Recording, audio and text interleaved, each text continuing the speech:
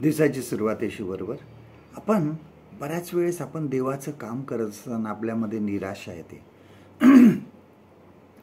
बरेच लोक असे आहेत की ते काम मध्येच सोडून देतात. काही जण असे असतात की ते खूप वर्ष काम करतात परंतु त्यांना यश मिळत नाही. ते निराश होतात आणि इतक्या वर्षांनी सुद्धा ते मध्येच काम सोडून देतात.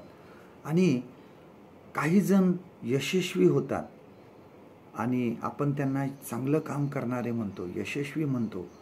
परंतु समजा ते नसते यशस्वी झाले तर आपण त्यांना चांगले म्हटलं असतं का? कारण ते यशस्वी झाले म्हणून आपण त्यांना चांगलं म्हणतो.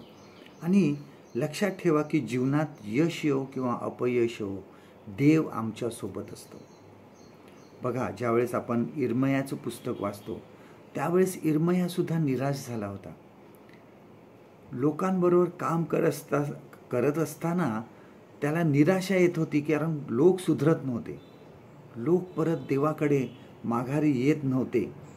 आणि बघा, इर्मयाच्या 15व्या अध्यायामध्ये, जेरेमिया चॅप्टर 15, तो निराश होऊन जातो. तो म्हणतो की मी करत आहे तरी लोक मला शाप देतात. आणि त्यामुळे त्याने खूप काम केलं पण लोकांनी त्याचं ऐकलं नाही.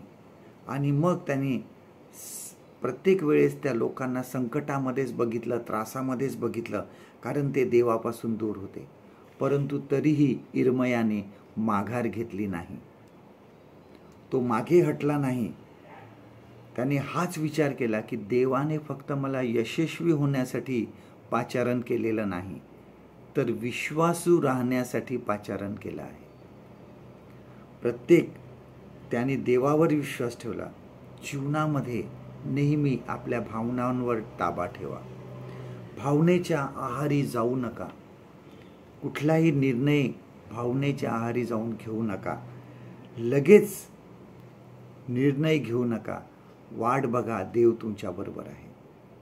कारण देवाने आम्हाला फक्त यशस्वी होण्यासाठी या जगात पाठवलं नाही तर त्याच्या कामावर त्याच्यासोबत विश्वासू राहण्यासाठी पाठवलेलं आहे. आजचं देवाचं वचन हे आहे, इर्मया ह्याचा 1 अध्याय 4 आणि 5 वचन, Jeremiah chapter 1 and verse 4 and 5.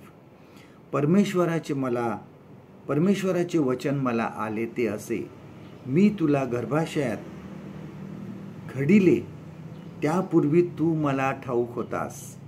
तू उदरातून निघाल्यापूर्वी मी तुला पवित्र केले. मी तुला राष्ट्रांचा संदेष्टा नेमिले आहे. परमेश्वर करो आजचा दिवस तुमचा आशीर्वादित करो.